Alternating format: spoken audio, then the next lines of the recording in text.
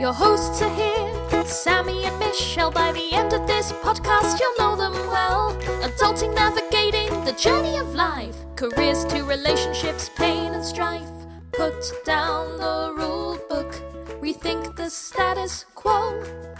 If there's another direction you wanna go, find purpose, passion and mastery in all that you do with Status Post Adulting. Hey, Status Post Adulting fam! This is Sammie and Michelle, and you're listening to the 61st episode of Status Post Adulting, where we are going to be talking about patience on the path to financial independence. But first, let me check in with my co-host, Michelle. How are you doing, Michelle? I'm doing good, Sammie. How are you? I am doing good. Folks, we had an incident this past week, and I don't want to say anybody is to blame, but it's Michelle's fault. It's not my fault. It's your fault. We only have 2 grocery stores in this town, and Michelle is really limiting our ability to go to one of them by her actions. Okay, tell them the full story, okay? So, a few weeks ago, we went to the grocery store, and we were checking out in line, and Michelle was mildly flirting with the cashier, I would say. Okay, this is not true at all, okay?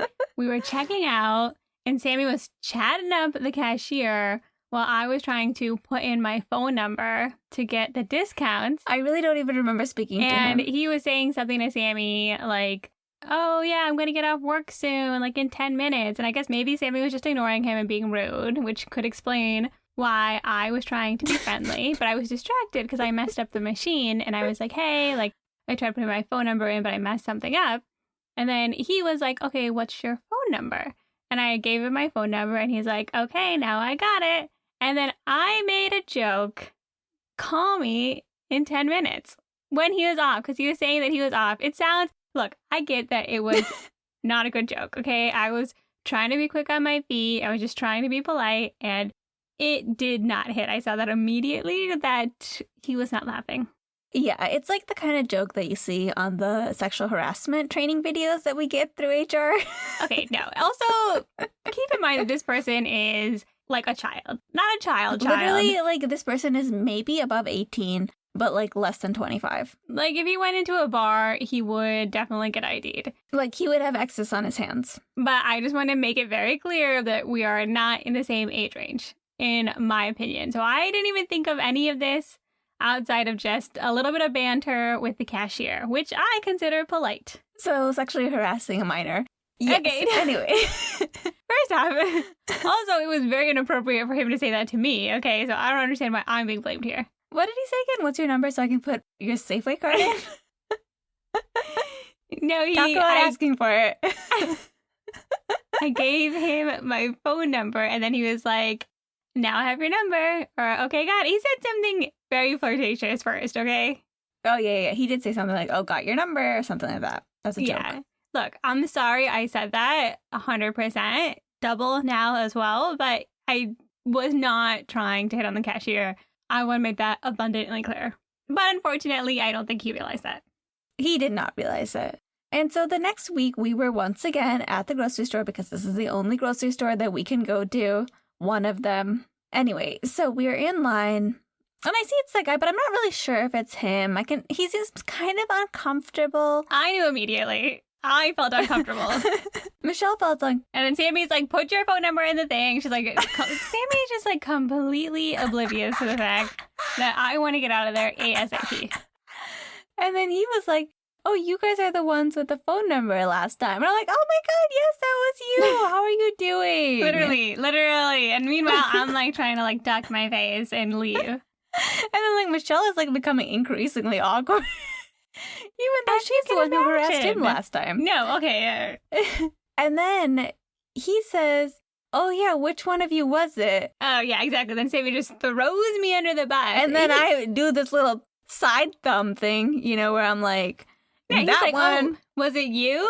And then you were like, nope. You know what? I am a medical professional in this community, and I do not want my reputation tainted. That was my sister. Loose cannon over here. And I was like, haha, yep. And then I tried to bolt as fast as possible. Unfortunately, I'm carrying, slowed me down. And then he's like, oh, so can I have your number? No, we're literally about to leave. And he's like, oh, hold on 1 second. And I was like, oh no. And he's like, can I have your number? And I died. She said it in the most rude way. She was like, oh, no, thank you. No, that's not true. I laughed. Okay. It's just we're wearing masks. It's very confusing. It just came off like really harsh. And then like I felt so sad for him. And like I wanted to come in and be like, secondhand listen, you seem like a lovely, hardworking young lad, handsome. I'm sure there's a wonderful girl out there for you. She's not interested because there's actually a huge age gap between you guys. No, okay. Michelle didn't want to clarify any of this. She was just like, no, thank you. No, oh my God. And then all of a sudden, it's like giving me the worst time as we're walking out about how I'm being so mean to the cashier. Which, like, look, I don't want to be rude, but that's just like the type of situation that I feel very uncomfortable in. And I had a lot of secondhand embarrassment. And what am I supposed to do? And I said, you know what? Next week we're going to go to Safeway again. And we are going to, right this wrong with the cashier. No, we're going to let him know. Sammie feels like we should go and approach him and like say all the things that she said, which are also inappropriate, which 100% is not what I'm doing. I'm just never going back to the grocery store. We only have 2 options, people. And I'm like, I hope we don't mess up the next one, okay? Because then we're going to be driving 2 hours to get groceries every week. Oh my God. You know what? I think a nice drive to a place where you're anonymous is not bad. But yeah, we have been hungry all week because I have not wanted to go grocery shopping. And the craziest thing is like I'm going through the secondhand embarrassment and we walk outside the grocery store and our town is on fire. There's a giant, like we see probably like 10 minutes away from us. Like 10 minutes is a stretch. Like this is like literally 2 minutes away from us. A giant black cloud just puffing straight into the air. And we were like, oh my gosh. And I'm like trying to deal with this like, and, like minor. The amount of black smoke is like quickly increasing too. Oh yeah. Like it clearly, we did not see it into the grocery shop. So coming out, it was something happened and it was very distracting, even though I was still feeling terrible about what had happened at the grocery store. So first off, I apologize for my wrongdoings. I was not trying to be inappropriate. I made a bad comment that led to a bad situation. And you know what? Y'all tell us too, okay? Who is in the wrong here? Me or the child that was harassing me at the grocery store? Go bias. Yes, Sammie clearly is team cashier. I am team cashier. He's a young man. I mean, you're just so rude about it. I felt so mean. I felt so sad for him. Next time I see him, I'm just going to be like, you know what? I'm the town doctor. I can't date you. And now I'm a fraud and I'm a creeper. And for any of you guys who are concerned about the fire, I guess some hooligan lit some tires on fire and everything is okay. The people of our town really took care of it. They really stepped up. The firefighters put it out and everybody's safe now. So everything's okay. Yeah, that too. Anyway, speaking of fires. Fire! Financial independence, retire early. You know it's one of our favorite things. But sometimes it's hard to be patient on the path to fire. Yes. Thank you to our friend Marina for posing this idea as a topic to talk about because this has been coming up, I think, with different people I've been talking to. And so we thought it would be super relevant to talk a little bit more about how you can get kind of antsy when you have some sort of financial goal that you're trying to meet and how to deal with that. Exactly, Michelle. And I thought we'd start off by what people mean when they say patience on the path to fire. Like, what is this patience all about? With fire, I think one big thing is a lot of times people are making drastic, potentially sacrificial changes in their lives, such as spending less, earning more, working more hours, which are somewhat aggressive. And these changes are made with a long-term goal that by planting these seeds, you will be able to reap the fruit of having time freedom in the future. With that said, sometimes people can get kind of burned out on the path to fire. And I think that's part of what being patient on the path to fire is. And that's a topic we wanted to address today. Exactly, Sammie. I think this is relevant no matter where you are in your financial goals. It can be a little bit variable depending on what season of life you're in. But even if you are paying off debt, saving for a big purchase like a house, you want to be financially independent and you want to retire, whether it's because you've sat and forget things. So you're like, hey, I have everything set up and I just have to wait for it to happen. Or if you're somebody who are making big changes because you are trying to put yourself in a better financial situation, you might find yourself in this mode of, I feel like I'm giving up a lot and oh my gosh, how long do I have to live with this? Because I see the light at the end of the tunnel, but it seems so far away. That's right, Michelle. And when I was thinking about this topic, I kind of saw two aspects to it. On one hand, there's patience in the sense of you're waiting for fire to happen. And how do you stay motivated? How do you stay inspired to be frugal, to try to earn more, to do all the things that will get you to fire? How do you stay motivated and inspired on that journey? And at the same time, there's another aspect of it, which is balancing aggressively being sacrificial so that you can really save money with at the same time living your life, but at the same time not crossing over into that you only live once, going ham and spending all your money or completely utilizing all your resources today and forgetting about tomorrow. I agree, Sammie. And I would argue that those things are related because I think a key thing here when you are feeling, say, burnt out or you're feeling impatient to get to your end financial goal, that might be because you're not happy with the way your life is right at this moment. So maybe you feel unhappy with your job or you feel like you are making a lot of big sacrifices in other places in your life. I think that if you're doing that and you feel like you're making a lot of compromises so that you can reach this end goal, that's when you really start to feel burnt out. Yeah, Michelle.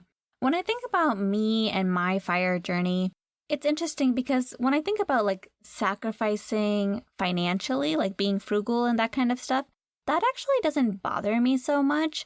But I did get to a point where I'm on the hamster wheel. I realized that I'm on the hamster wheel. And it was just kind of frustrating to continue when you know that this is all like not your end goal. And when I really think about it, I think about me at my old job.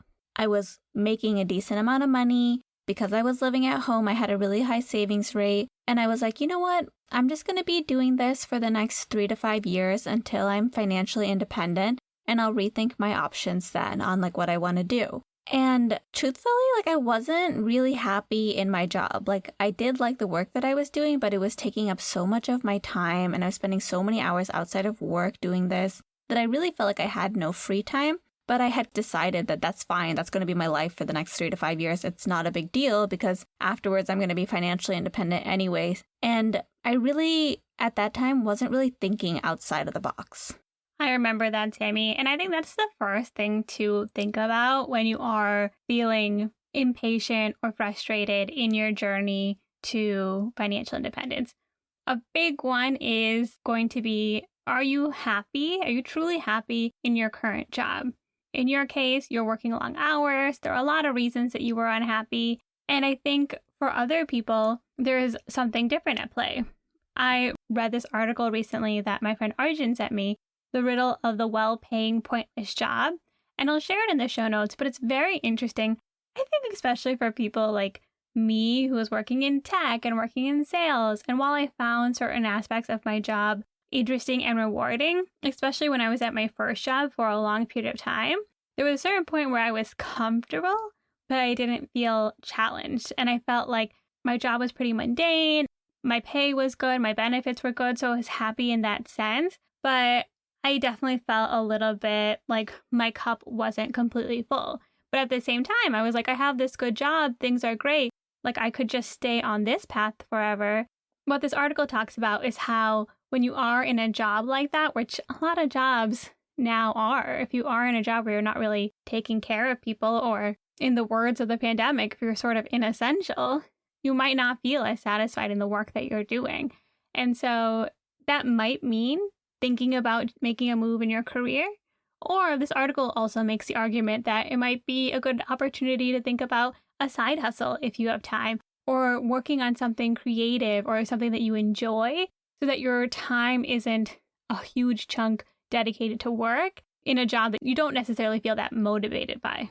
That's exactly right, Michelle. I love this point that you shouldn't wait until fire to fill your whole cup. I think a lot of people have that mentality, like when I'm at fire, when I'm financially independent, I'm going to have more time. So that's when I'm going to actually do all the things that I want to do. And I really think that's not the way to go.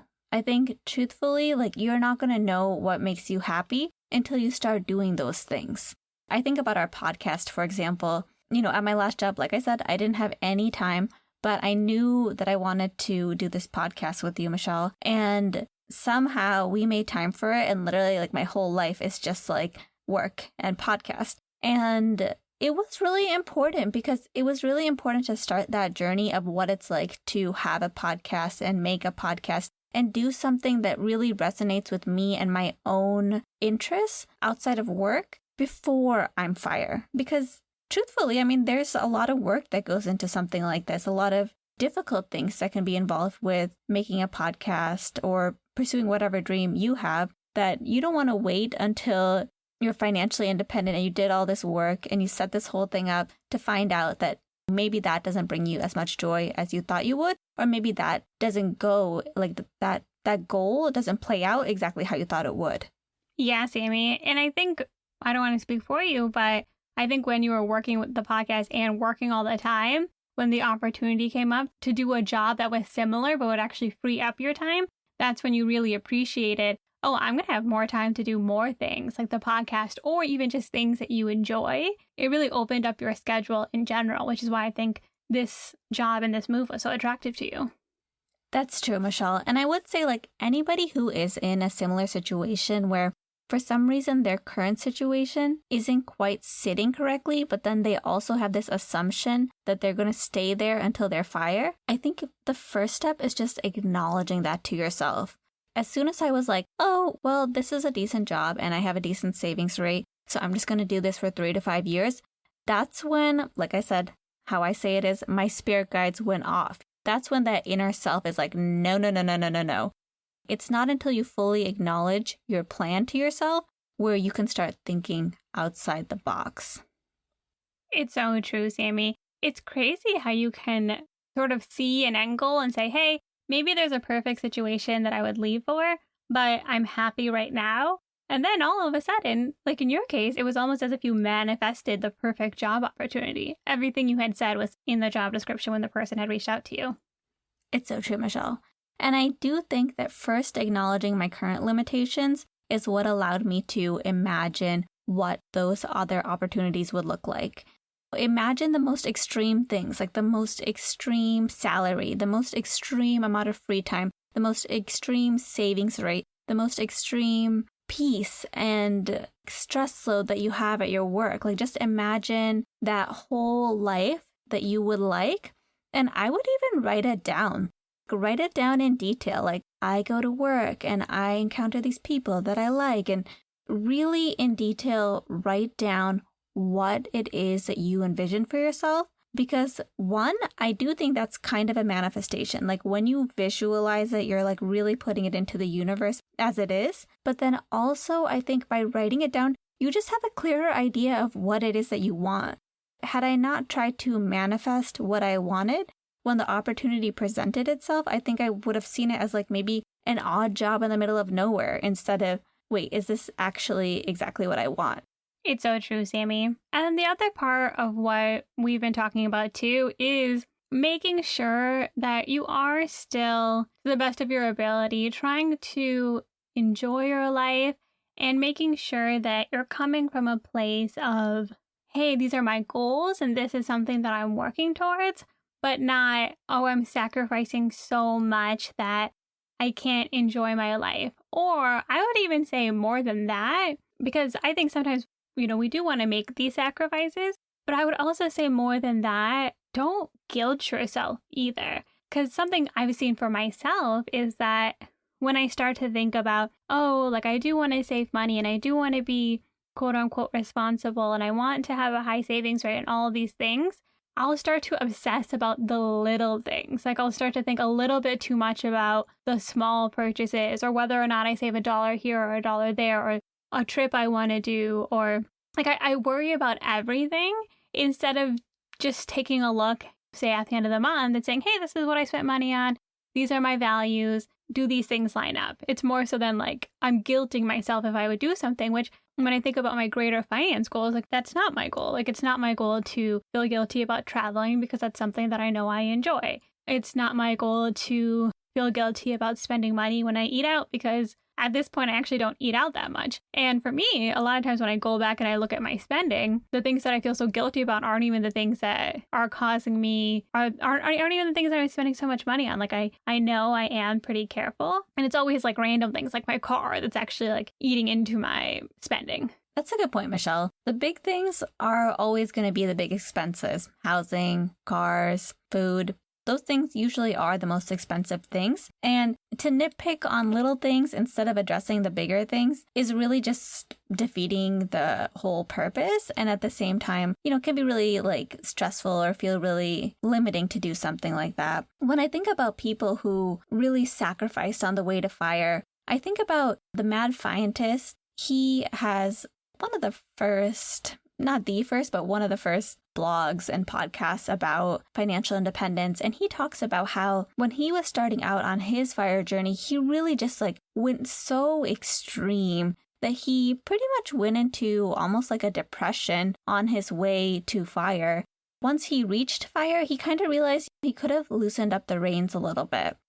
Mindy Jensen's husband, Carl Jensen, also talks about that, how he felt like he was a little bit too aggressive on the way to fire, where he was putting out people close to him, like his family, to be super frugal. And that's really not the way to go about things. You want to make sure that you are balanced between having a life that you still enjoy, but at the same time being responsible. Yeah, Sammie, I think a big part too of both of those, especially Mr. 1500 Days, Mindy's husband's My Death March to Financial Independence, he wrote an article that Sammie's referring to here. And one thing that he really talks about is how he had to sacrifice time with his kids who were growing up. They were having a lot of issues with their home that they were renovating, and how, yes, they were able to get to fire. But he's like, if we would have planned things a little bit differently, if we would have moved timing around a little, if we had let certain things take maybe a couple years longer, we actually would have been able to enjoy it more, and our relationships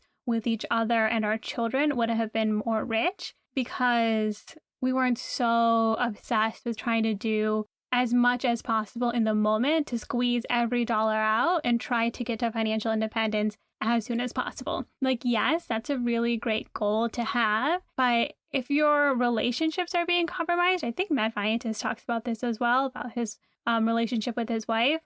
Sammie and I don't have partners or kids, and our finances are pretty independent of each other, but nobody wants somebody who is nagging them on the little things, or, if you're stressed about it and your partner isn't, or you're both stressed about it. Like, I just imagine it's double the energy spent on obsessing over how quickly we can achieve this goal, when in reality, time is our only non-renewable resource. And if we're not enjoying the process, and if we're not finding a way to make sure that our lives are enjoyable while we try to work our way there, whatever that looks like for you, there is no point, in my opinion. Because as dark as it sounds, we're not guaranteed tomorrow. So if you are sacrificing your life today to live a better tomorrow, it's good to plan ahead. It's good to make sure that you are set for your future, but you also want to make sure you're happy day to day.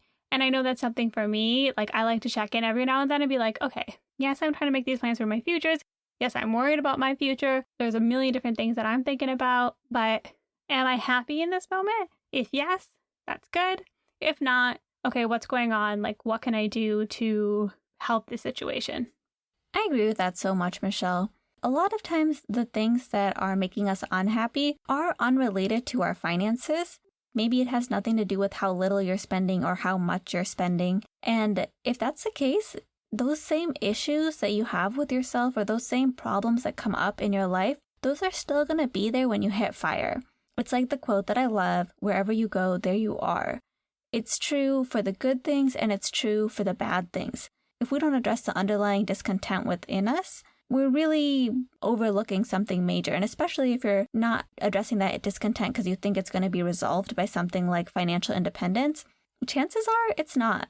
So well said, Sammie. And it's so true because if you like your job, if you're happy with your spending habits, if you are being considerate of them, but in a really healthy way, then whenever you hit your spending goal, you don't necessarily have to make any big life changes. Sure, you can quit your job if you want, but a lot of people don't actually want to. A lot of people like their job. They like the people that they're working with.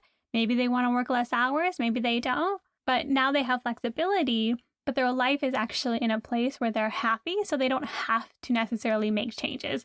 The goal is to hit a point where you can feel financially stable in case there is a major change in your life, but you don't necessarily have to.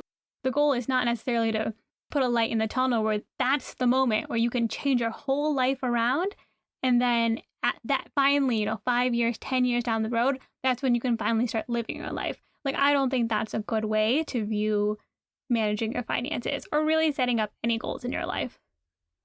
If you're someone right now who's in a position where, if you're in a situation where your job is not fulfilling you 100%, or you're having a lot of discontent or just unhappiness at work, there are things you can do to broaden your scope a little bit so that you are open to opportunities.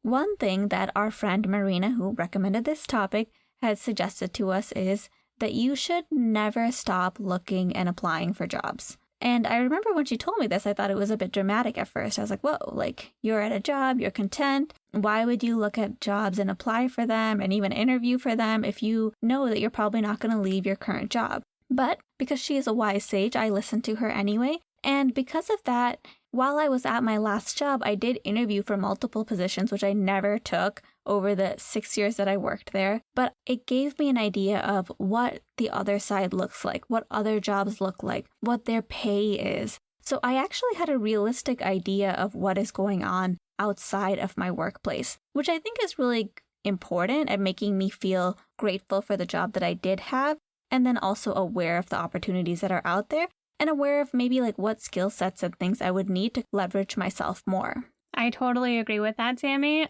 I felt the same way. When I was interviewing, when I had my first job, a lot of times I came back from those interviews and felt great about my current job because I realized my pay was competitive, my lifestyle was good. Like, there were certain things that I realized, like, hey, actually, I don't want these other jobs. Once I actually spoke to the companies, I was like, I'm happy where I'm at. And so sometimes interviewing is actually good for you because it helps you realize that maybe there isn't something better out there, or maybe something is. And it also makes you very aware of something that's like drastically better. Like when that email came through about this job that I took here, because I had interviewed at other places, I just knew that this job was so much better. And that's what ultimately made me pursue interviewing at the job and like checking it out instead of just being like, oh no, this seems crazy and far away. So for takeaways, Sammie, I think the biggest thing is that if you are feeling burnt out, frustrated, tired, overwhelmed, guilty, whatever negative feeling it is on your journey to hit either financial independence or another financial goal, we are here to tell you it's totally normal. And also, this might be a good opportunity to look at how you're approaching tackling some of these things and seeing if there are some changes you can make. Whether it's a big change, like, hey, I'm not happy at my job and I want to go somewhere different, or whether it's a medium change, like picking up a side hustle, starting a business, working on a creative project, or a small change as simple as a mindset shift. Like, hey, maybe your life is going pretty well and you are the person who's actually giving yourself the hardest time about how you're spending your money. And if that's the case, you don't need to do that. Like, no matter what, I don't think that pursuing financial independence or financial stability should be something that you give yourself a hard time about. I think you should congratulate yourself. You should be so proud of yourself for taking a hold of your finances, for being knowledgeable, to trying to better your situation and create more stability in your life for you and your family. And that itself is so noble. And we can only do things one day at a time. And so try to enjoy those days as much as possible. I love what you said there about congratulating yourself about taking those steps with your finances. That's one thing I had here too, is having gratitude that you are aware of your finances, that you are taking ownership of that, and that you're aware of the concept of financial independence, and that you don't have to always work. You don't always have to find your full purpose in a job. I think that is a huge thing. Like, that's a huge realization that can really change your life, because a lot of people, they're just trying to find that perfect job that's going to fully fulfill them. But I think knowing about financial independence and taking hold of your finances makes you really appreciate that you don't have to find the perfect job. You can cultivate a life that resonates with you, even if it doesn't involve a literal job where you get paid. Like, joy can come from other things other than work. Preach, Sammie. And the last thing I think is really important is just keeping in touch with your spirituality, whatever that means to you. Whether that's just simply meditating or journaling, just constantly taking time to reflect back on your life and reevaluate how things are going, and reevaluate what's not bringing you joy in your life. Like, for us to really look at ourselves and self-reflect and analyze, that's what helps us grow in the long term. And I think it's not about putting that off for a later date. It's about doing that today and incorporating that into our day little by little. Exactly, Sammie. And if you know what you value and what you don't, then you can have all the things that you want, the best versions of it, the most bougie, out there, living your best life versions of those things. And then you can throw away the things that you don't care about and say, hey, I don't want to spend money on that. I don't really care. So you can definitely have a life that makes you happy. And I think when you know your values, that's what allows you to say, hey, I can spend money on this because this is something that I value, versus, hey, I'm cutting this out. I'm not going to miss it because actually I don't even care about that. It's true. So thank you so much to Marina for suggesting this topic. Let us know if there's any other topics that you want us to speak about, and tell a friend about Status Post Adulting. Shoot them over the Apple Podcast link if you want. If you listen on Spotify, rate us on Spotify. That would be great too. And otherwise, join us next week, because we do love hearing from you guys and we love talking to you every week. And most importantly, be sure to join us next time as we put down the rule book and rethink the status quo.